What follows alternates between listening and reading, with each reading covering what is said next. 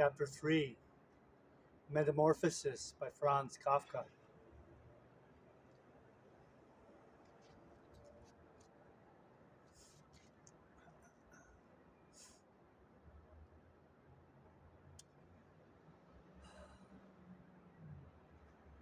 No one dared to remove the apple lodged in Gregor's flesh, so it remained there as a visible reminder of his injury. He had suffered it there for more than a month, and his condition seemed serious enough to remind even his father that Gregor, despite his current sad and revolting form, was a family member who could not be treated as an enemy. On the contrary, as a family, there was a duty to swallow any revulsion for him and to be patient, just to be patient. Because of his injuries, Gregor had lost much of his mobility, probably permanently. He had been reduced to the condition of an ancient invalid, and it took him long, long minutes to crawl across his room. Crawling over the ceiling was out of the question. But this deterioration in his condition was fully, in his opinion, made up for by the door to the living room being left open every evening. He got into the habit of closely watching it for 1 or 2 hours before it was opened, and then, lying in the darkness of his room where he could not be seen from the living room, he could watch the family in the light of the dinner table and listen to their conversation. With everyone's permission, in a way, and thus quite differently from before.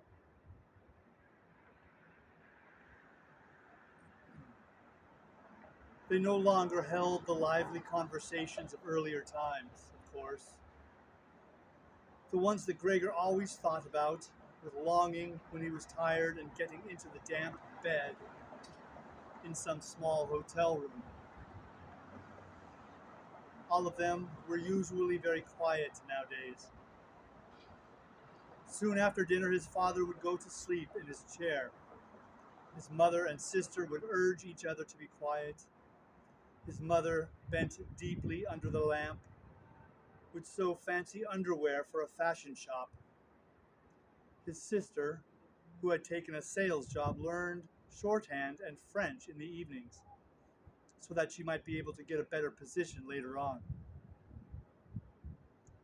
Sometimes his father would wake up and say to Gregor's mother, "You're doing so much sewing again today," as if he did not know that he had been dozing.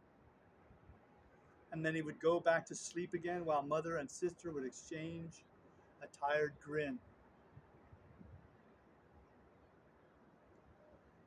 With a kind stubbornness, Gregor's father refused to take his uniform off even at home. While his nightgown hung unused on its peg, Gregor's father would slumber where he was, fully dressed, as if always ready to serve and expecting to hear the voice of his superior even here.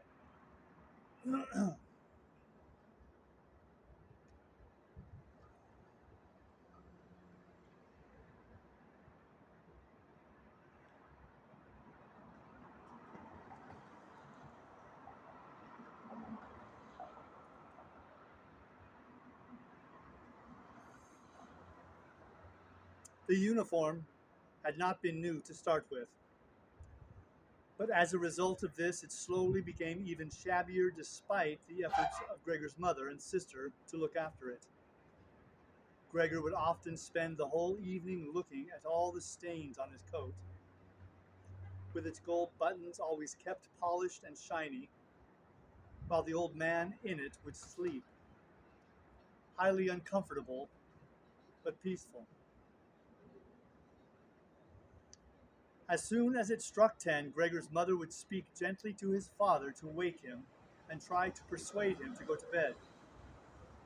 But as he couldn't sleep properly where he was, and he really had to get his sleep if he were to be up at 6 to get to work.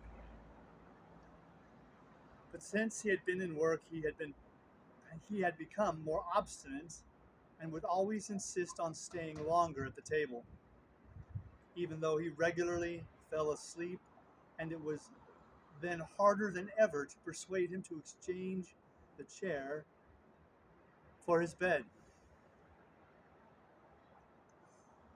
Then, however, much mother and sister would importune him with little reproaches and warnings. He would keep slowly shaking his head for a quarter of an hour with his eyes closed and refusing to get up. Gregor's mother would tug at his sleeve, whisper endearments into his ear. Gregor's sister would leave her work to help her mother, but nothing would have any effect on him. He would just sink deeper into his chair. Only when the two women took him under the arms, he would abruptly open his eyes, look at them one after the other, and say, "What a life! This is what peace I get in my old age." And supported by the two women, he would lift himself up carefully, as if he were carrying the greatest load himself. Let the women take him to the door, send them off, and carry on by himself, while Gregor's mother would throw down her needle and his sister her pen, so that they could run after his father and continue being of help to him.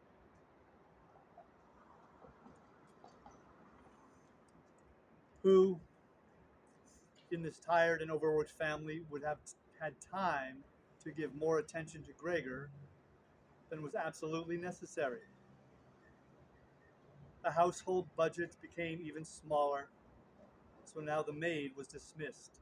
An enormous, thick-boned charwoman with white hair that flapped around her head came every morning and evening to do the heaviest work. Everything else was looked after by Gregor's mother, on top of the large amount of sewing work she did. Gregor even learned, listening to the evening conversation about what price they had hoped for, that several items of jewelry belonging to the family had been sold, even though both mother and sister had been very fond of wearing them at functions and celebrations. But the loudest complaint was that although the flat was much too big for their present circumstances, they could not move out of it. There was no imaginable way of transferring Gregor to the new address. He could see quite well, though, that there were more reasons than consideration for him that made it difficult for them to move. It would have been quite easy to transport him in any suitable crate with a few air holes in it.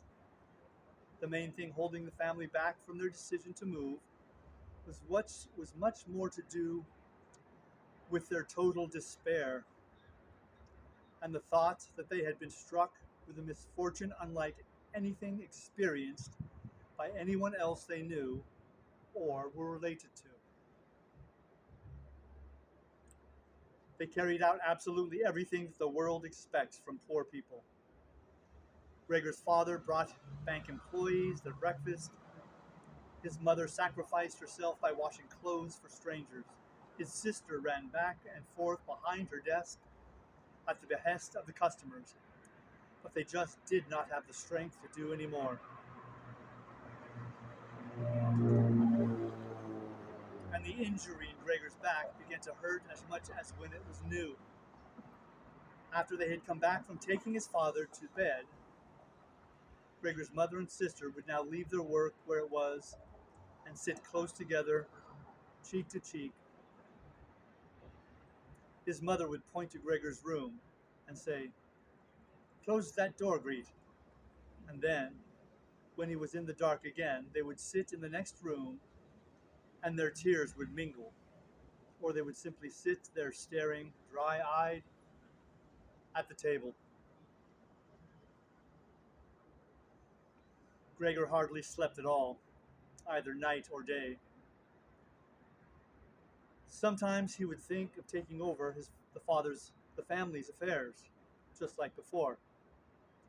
The next time the door was opened, he had forgotten about his boss and the chief clerk but they would appear again in his thoughts. The salesman and the apprentices, that stupid tea boy, two or three friends from other businesses, one of the chambermaids from a provincial hotel, a tender memory that appeared and disappeared again. A cashier from a hat shop for whom his attention had been serious but too slow.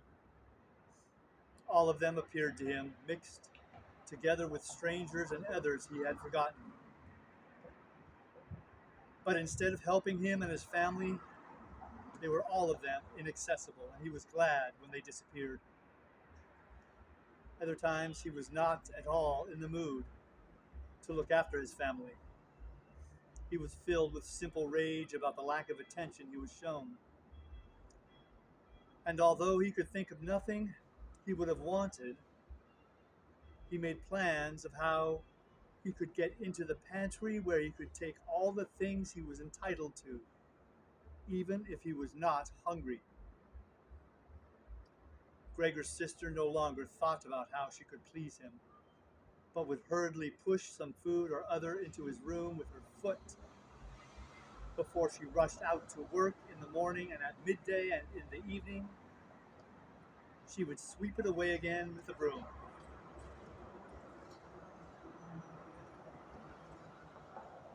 I lost some of my light.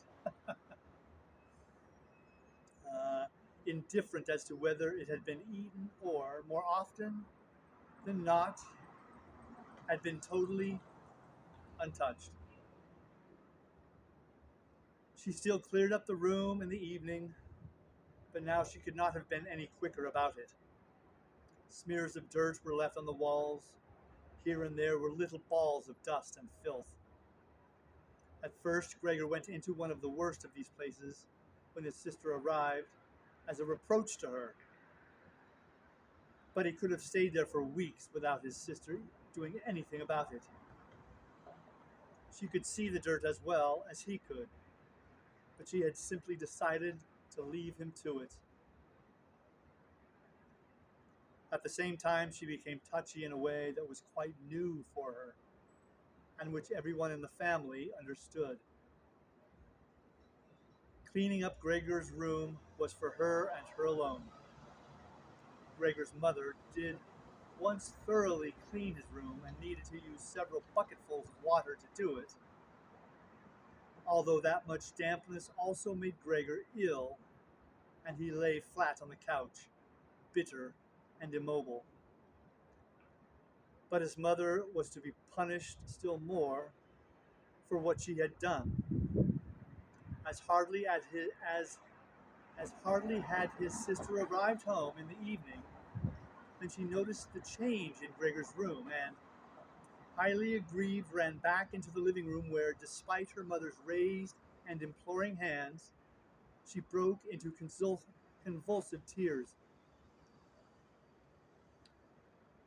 Her father, of course, was startled out of his chair, and the two parents looked on astonished and helpless.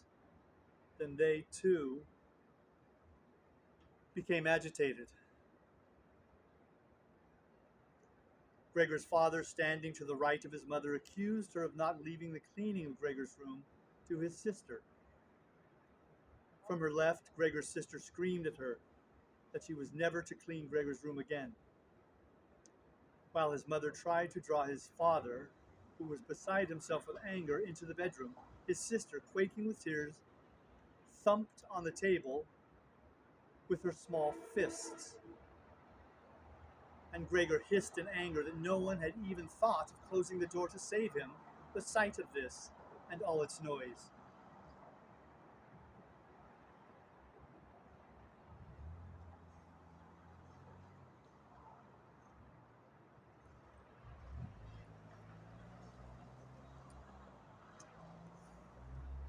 Gregor's sister was exhausted from going out to work, and looking after Gregor as she had done before was even more work for her. But even so, his mother ought certainly not to have taken her place. Gregor, on the other hand, ought not to be neglected. Now, though, the charwoman was here. this elderly widow with a robust bone structure that made her able to withstand the hardest of things in her long life, wasn't really repelled by Gregor. Just by chance, one day, rather than any real curiosity, she opened the door to Gregor's room and found herself face to face with him. He was taken totally by surprise. No one was chasing him, but he began to rush to and fro while she just stood there in amazement with her hands crossed in front of her. From then on, she never failed to open the door slightly every evening and morning and look briefly in on him. At first, she would call to him as she did so with words that she probably considered friendly, such as, "Come on then, you old dung beetle," or "Look at that old dung beetle there." Gregor never responded to being spoken to in that way, but just remained where he was without moving, as if the door had never even been opened. If only they had been told, or they had told this charwoman to clean up his room every day, instead of letting her disturb him for no reason whenever she felt like it. One day early in the morning, while a heavy rain struck the window panes, perhaps indicating that spring was coming, she began to speak to him in that way once again. Gregor was so resentful of it that he started to move toward her. He was slow and infirm, but it was like a kind of attack. Instead of being afraid, the charwoman just lifted up one of the chairs from near the door and stood there with her mouth open, clearly intending not to close her mouth until the chair in her hand had been slammed down into Gregor's back. "Aren't you coming any closer then?" she asked when Gregor turned round again, and she calmly put the chair back in the corner.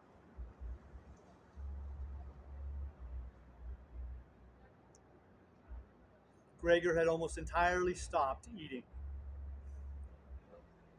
Only if he happened to find himself next to the food that had been prepared for him, he might take some of it into his mouth to play with it, leave it there a few hours, and then, more often than not, spit it out again.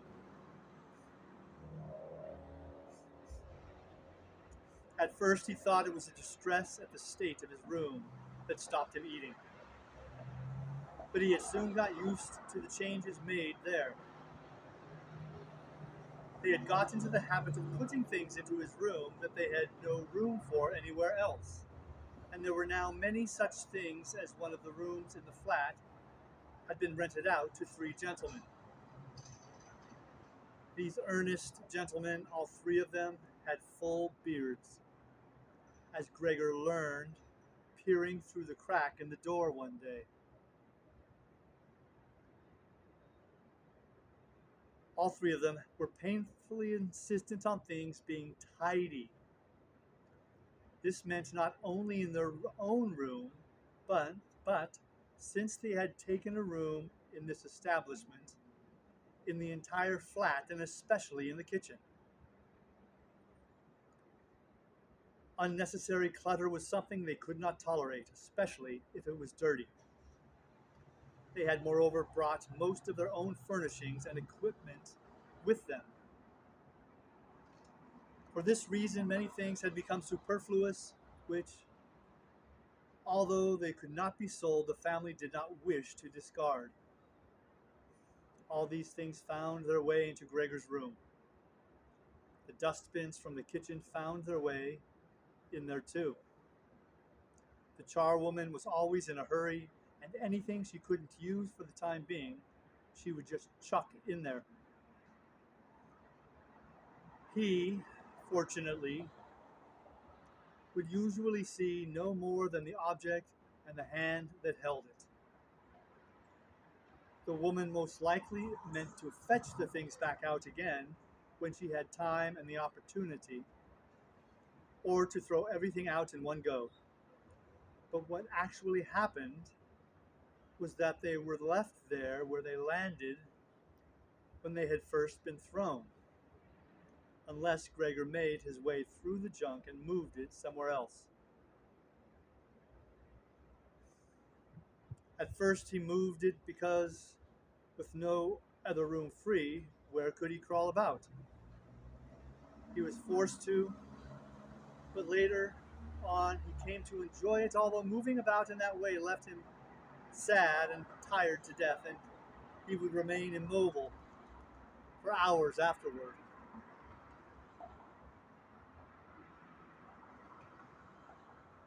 The gentleman who rented the room would sometimes take their evening meal at home in the living room that was used by everyone. And so the door to this room was often kept closed in the evening.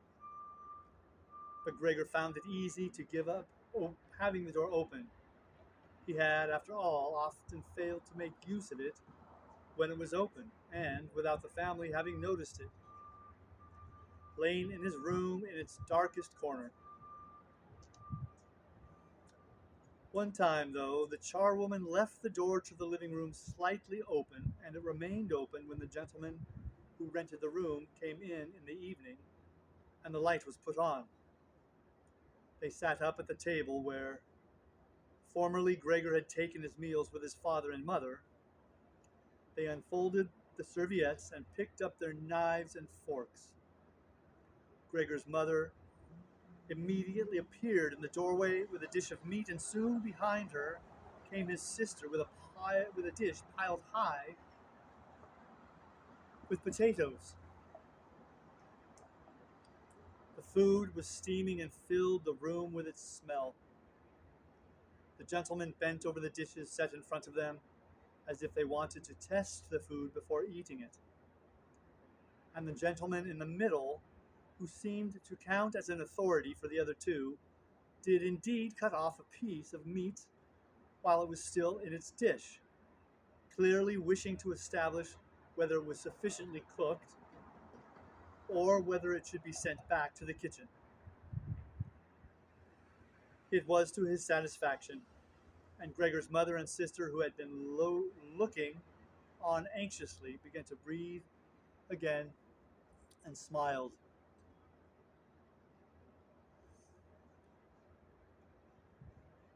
The family themselves ate in the kitchen. Nonetheless, Gregor's father came into the living room before he went into the kitchen, bowed once with his cap in his hand, and did his round of the table. The gentlemen stood as one and mumbled something into their beards. Then, once again, they were alone. They ate in near perfect silence. It seemed remarkable to Gregor that above all the various noises of eating, their chewing teeth could still be heard, as if they had wanted to show Gregor that you need teeth in order to eat, and it was not possible to perform anything with jaws that are toothless, however nice they might be. "I'd like to eat something," said Gregor anxiously, "but not anything like they're eating. They do feed themselves, and here I am dying."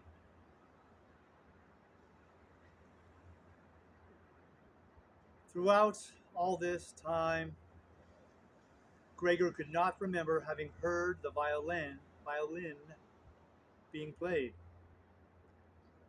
But this evening it began to be heard from the kitchen. The three gentlemen had already finished their meal. The one in the middle had produced a newspaper, given a page to each of the others, and now they leant back in their chairs reading them and smoking. When the violin began playing, they became attentive, stood up, and went on tiptoe over to the door of the hallway, where they stood pressed against each other. Someone must have heard them in the kitchen. as Gregor's father called out. Is the playing perhaps unpleasant for the gentleman? We can stop it straight away. On the contrary, said the middle gentleman. Would the young lady not like to come in and play for us here in the room, where it is, after all, much more cozy and comfortable? Oh, yes, we'd love to, called back Gregor's father, as if he had been the violin player himself. The gentleman stepped back into the room and waited. Gregor's father soon appeared with the music stand, his mother with the music, and his sister with the violin. She calmly prepared everything for her to begin playing. His parents, who had never rented a room out before and therefore showed an exaggerated courtesy toward the three gentlemen, did not even dare to sit on their own chairs. His father leaned against the door with his right hand pushed in between two buttons on his uniform coat. His mother, though, was offered a seat by one of the gentlemen and sat, leaving the chair where the gentleman happened to have placed it, out of the way in a corner.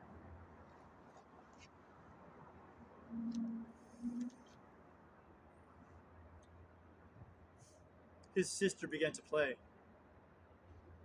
Father and mother paid close attention, one on each side, to the movements of their hands. Drawn in by the playing, Gregor had dared to come forward a little and already had his head in the living room.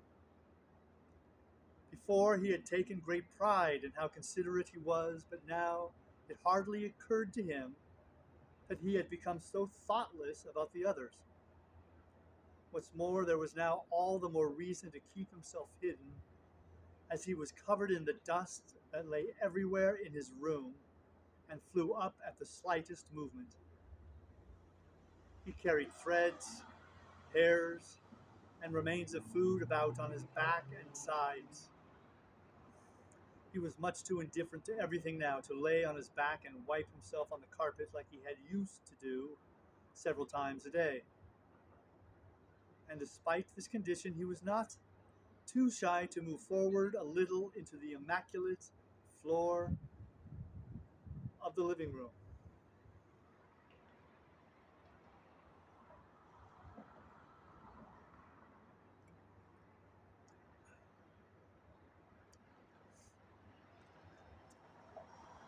No one noticed him, though.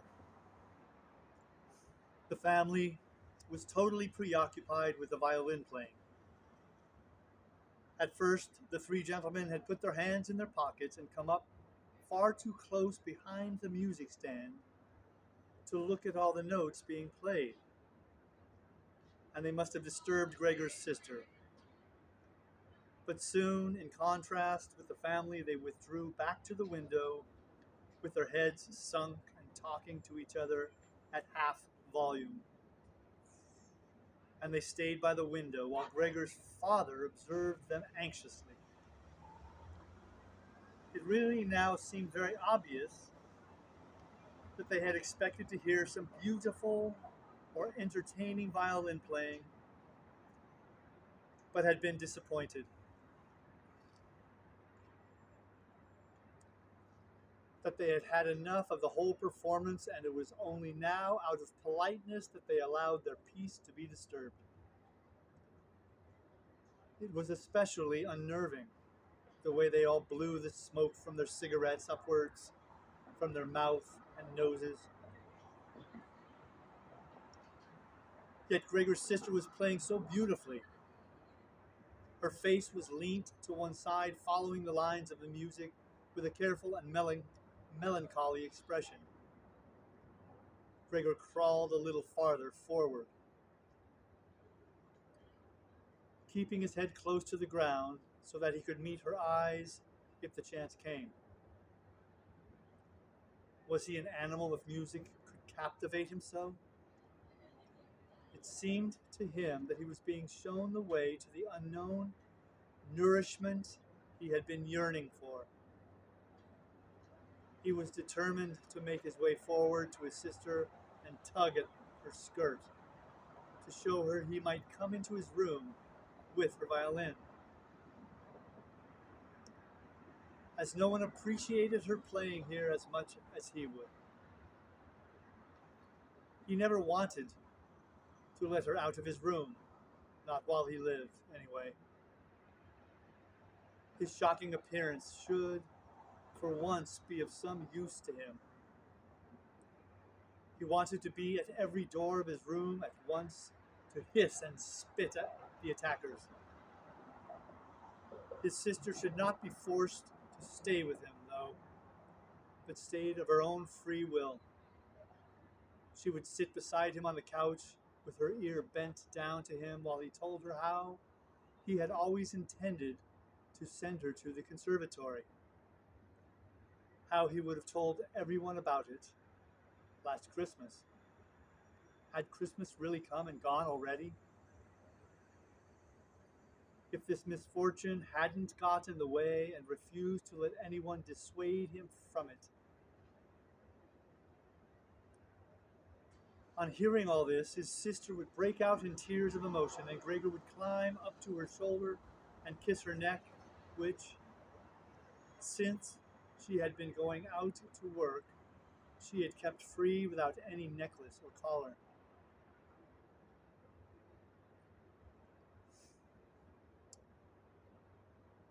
"Mr. Samsa," shouted the middle gentleman to Gregor's father, pointing without wasting any more words, with his forefinger at Gregor as he slowly moved forward. The violin went silent. The middle of the three gentlemen first smiled at his two friends, shaking his head, and then looked back at Gregor. His father seemed to think it more important to calm the three gentlemen before driving Gregor out, even though they were not at all upset and seemed to think Gregor was more entertaining than the violin playing had been. He rushed up to them with his arms spread out and attempted to drive them back into their room, at the same time as trying to block their view of Gregor with his body. Now they did become a little annoyed, and it was not clear whether it was his father's behavior that annoyed them, or the dawning realization that they had a neighbor like Gregor in the next room, without knowing it. They asked Gregor's father for explanations, raised their arms like he had tugged excitedly at their beards, and moved back towards their room only very slowly. Meanwhile, Gregor's sister had overcome the despair she had fallen into when her playing was suddenly interrupted. She had let her hands drop and let violin and bow hang limply for a while, but continued to look at the music as if still playing. But then she suddenly pulled herself together, laid the instrument on her mother's lap, who still laboriously struggling for breath where she was, and ran into the next room, which, under pressure from her father, the three gentlemen were more quickly moving toward. Under his sister's experienced hand, the pillows and covers on the beds flew up and were put into order, and she had already finished making the bed and slipped out again before the three gentlemen had reached the room. Gregor's father seemed so obsessed with what he was doing that he forgot all the respect he owed to his tenants.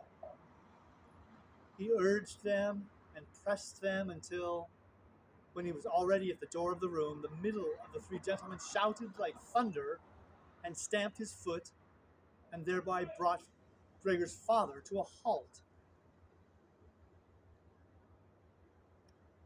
"I declare here and now," he said, raising his hand and glancing at Gregor's mother and sister to gain their attention too, "that with regard to the repugnant conditions that prevail in this flat and with this family, Here he looked briefly but decisively at the floor. I give immediate notice on my room. For the days that I have been living here, I will, of course, pay nothing at all. On the contrary, I will consider whether to proceed with some kind of action for damages from you. And believe me, it would be very easy to set out the grounds for such an action.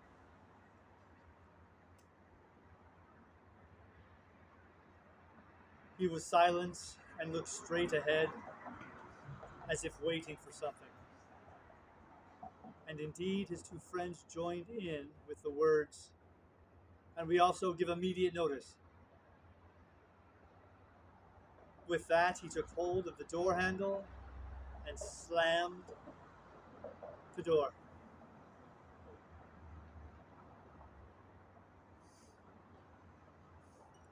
Gregor's father staggered back to his seat, feeling his way with his hands, and fell into it. It looked as if he were stretching himself out for his usual evening nap, but from the uncontrolled way his head kept nodding, it could be seen that he was not sleeping at all. Throughout all this, Gregor had lain still where the three gentlemen had first seen him. His disappointment at the failure in his plan, and perhaps also because he was weak from hunger, made it impossible for him to move. He was sure that everyone would turn on him any moment, and he waited. He was not even startled out of this state when the violin on his mother's lap fell from her trembling fingers and landed loudly on the floor. And this is rain. Bear with me.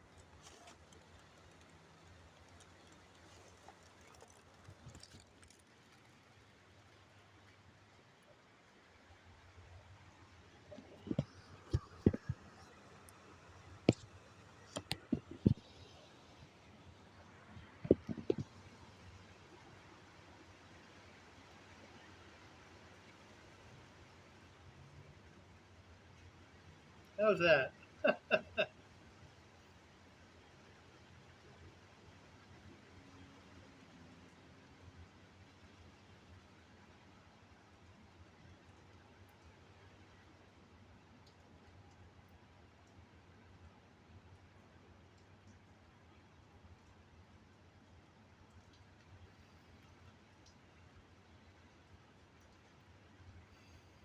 Father, mother, said his sister, hitting the table with her hand as introduction.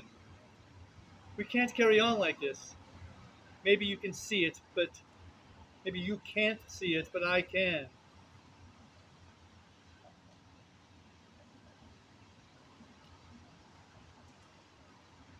I don't want to call this monster my brother. All I can say is we have to try and get rid of it. We've done all that's humanely possible to look after it and be patient. I don't think anyone could accuse us of doing anything wrong. She's absolutely right, said Gregor's father to himself. His mother, who still had not had time to catch her breath, began to cough dully. Her hand held out in front of her and a deranged expression in her eyes. Gregor's sister rushed to his mother and put her hand on her forehead. Her words seemed to give Gregor's father some more definite ideas. He sat upright, played with his uniform cap between the plates left by the three gentlemen after their meal, and occasionally looked down at Gregor as he lay there, immobile.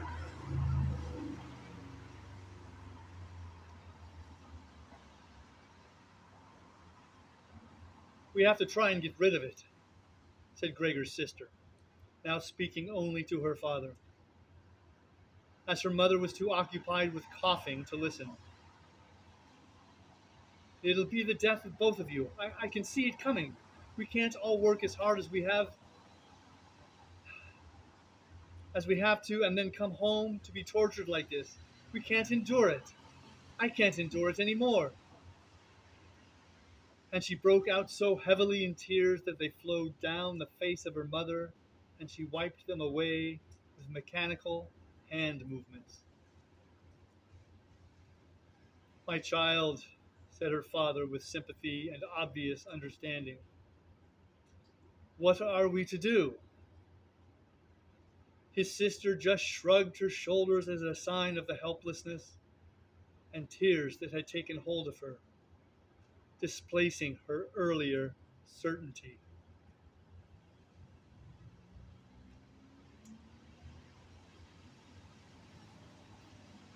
If he could just understand us, repeated Gregor's father, closing his eyes in acceptance of his sister's certainty that that was quite impossible. Then perhaps we could come to some kind of arrangement with him. But as it is, it's it's got to go, shouted his sister. That's the only way, father. You've got to get rid of the idea that that's Gregor. We've only harmed ourselves by believing it for so long. How can that be Gregor? If it were Gregor, he would have seen long ago that it's not possible for human beings to live with an animal like that, and he would have gone of his own free will. We wouldn't have a brother anymore then. But we could carry on with our lives and remember him with respect.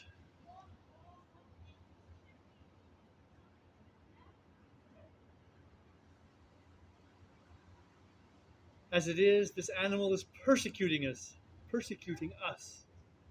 It's driven out our tenants. It obviously wants to take over the whole flat and force us to sleep on the streets. Father, look, just look.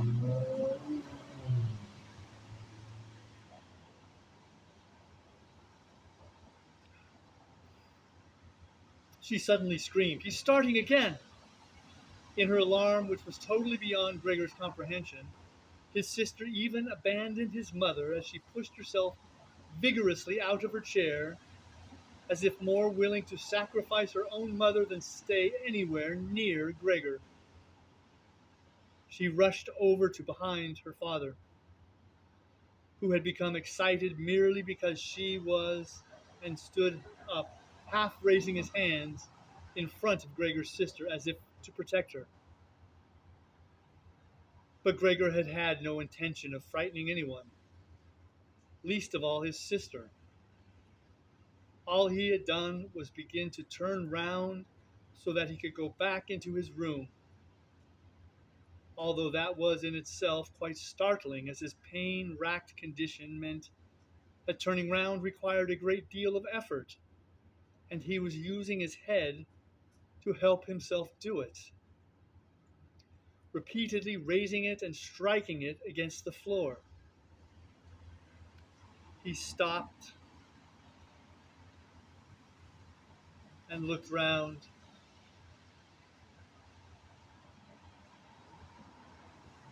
They seemed to have realized his good intention and had only been alarmed briefly. Now they all looked at him in unhappy silence. His mother lay in her chair with her legs stretched out and pressed against each other, her eyes nearly closed with exhaustion. His sister sat next to his father with her arms around his neck. Maybe now they'll let me turn around, thought Gregor, and went back to work. He could not help panting loudly with the effort, and had sometimes to stop and take a rest. No one was making him rush any more. Everything was left up to him. As soon as he had finally finished turning round, he began to move straight ahead. He was amazed at the great distance that separated him from his room, and could not understand how he had covered that distance in his weak state a little while before, and almost without noticing it. He concentrated on crawling as fast as he could, and hardly noticed that there was not a word, not any cry from his family to distract him. He did not turn his head until he had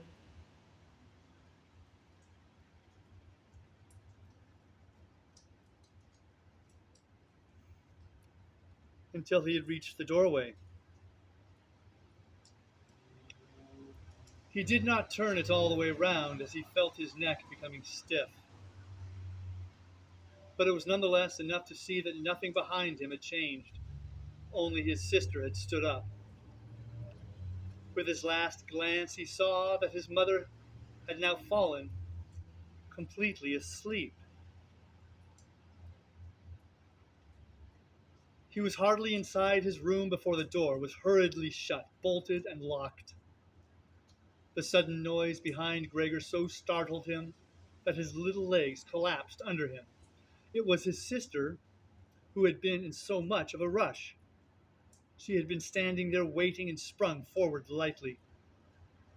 Gregor had not heard her coming at all, and as she turned the key in the lock, she said loudly to her parents, "At last!" "What now, then?" Gregor asked himself as he looked round in the darkness. He soon made the discovery that he could no longer move at all. This was no surprise to him. It seemed rather that being able to actually move around on those spindly little legs until then was unnatural. He also felt relatively comfortable. It is true that his entire body was aching, but the pains seemed to be slowly getting weaker and weaker and would finally disappear altogether. He could hardly feel the decayed apple in his back or the inflamed area around it, which was entirely covered in white dust. He thought back of his family with emotion and love. If it was possible, he felt that he must go away even more strongly than his sister. He remained in this state of empty and peaceful rumination until he heard the clock tower strike 3 in the morning. He watched as it slowly began to get light everywhere outside the window, too. Then, without his willing it, his head sank down completely, and his last breath flowed weakly from his nostrils.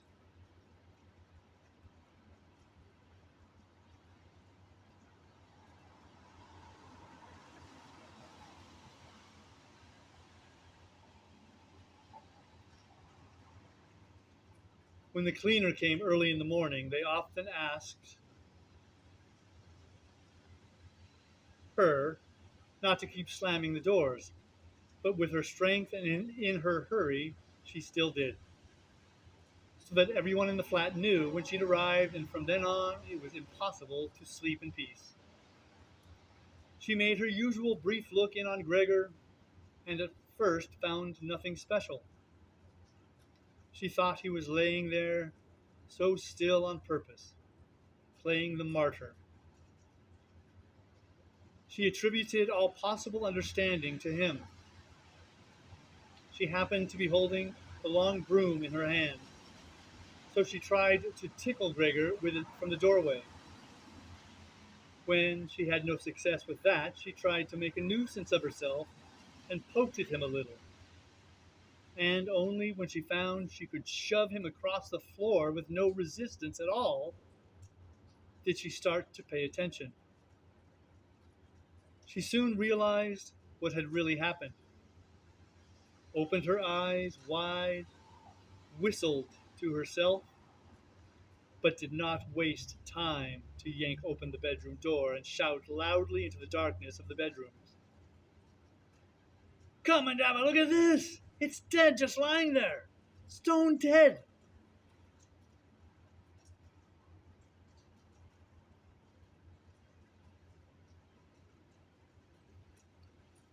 Mr. and Mrs. Samsa sat upright there in their marriage bed, and had to make an effort to get over the shock caused by the cleaner before they could grasp what she was saying.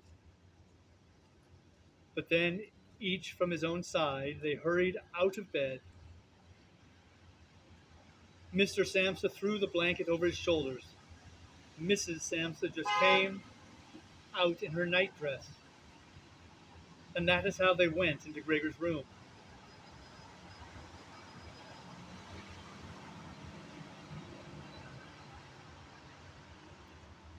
On the way, they opened the door to the living room where Gret had been sleeping since the three gentlemen had moved in.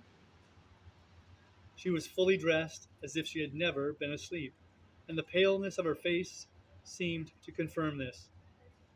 "Dead?" asked Mrs. Sampson, looking at the charwoman inquiringly. Even though she could have checked for herself and could have known it even without checking. "That's what I said," replied the cleaner. And to prove it, she gave Gregor's body another shove with the broom, sending it sideways across the floor. Mrs. Samsa made a movement as if she wanted to hold back the broom, but did not complete it.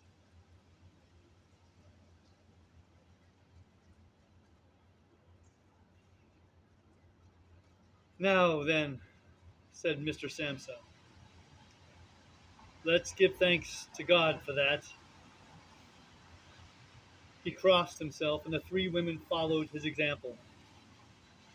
Greet, who had not taken her eyes from the corpse, said, "Just look how thin he was. He didn't eat anything for so long. The food came out again just the same as when it went in." Gregor's body was indeed completely dried up and flat.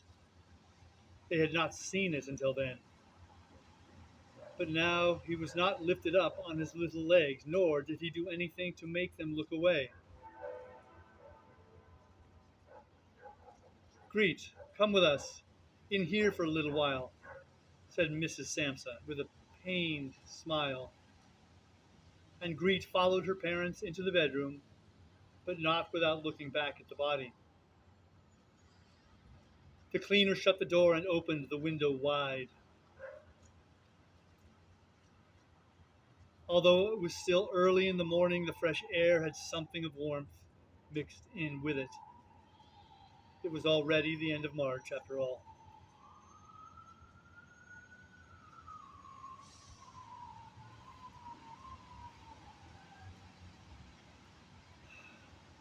The three gentlemen stepped out of their room and looked round in the amazement for their breakfast. They had been forgotten about.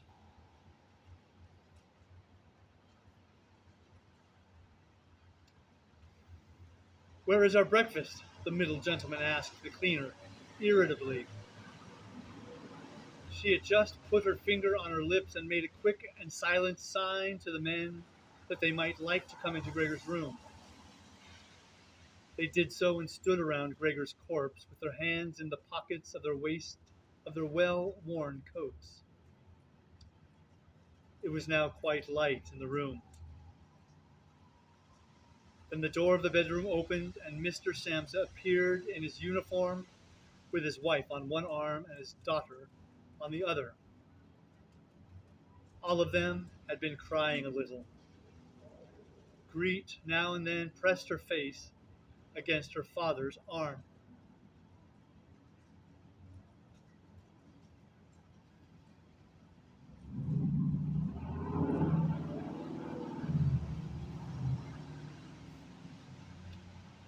"Leave my home, now," said Mr. Samsa, indicating the door and without letting the women from him. "What do you mean?" asked the middle of the three gentlemen, somewhat disconcerted, and he smiled sweetly. The other two held their hands behind their backs and continually rubbed them together in gleeful anticipation of a loud quarrel, which could only end in their favor. "I mean just what I said," answered Mr. Samsa, and with his two companions went in a straight line towards the man. At first he stood there still, looking at the ground as if the contents of his head were rearranging themselves into new positions. "All right, we'll go then," he said, and looked up at Mr. Samsa as if he had been suddenly overcome with humility and wanted permission again from Mr. Samsa for his decision.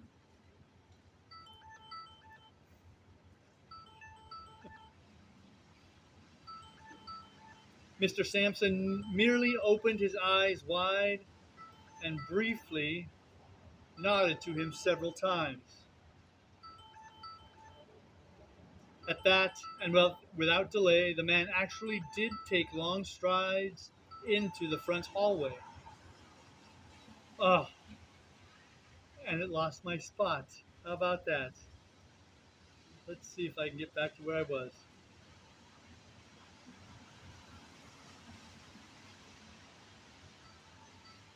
Oh, and of course it rings again.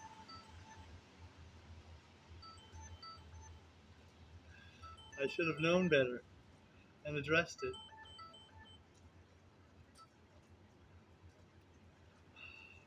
Let it ring. Darn it.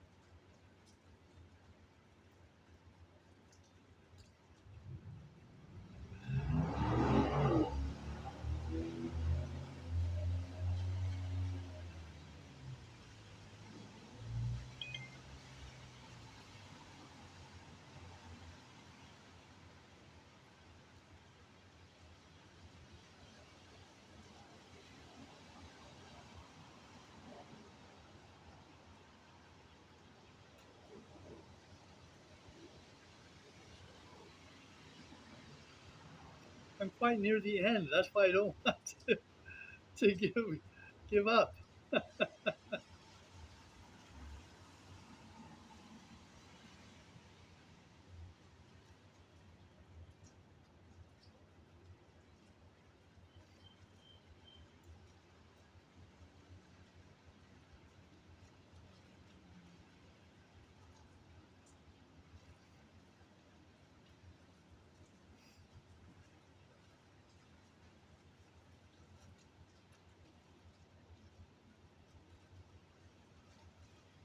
All right, we're going to stop this very last chapter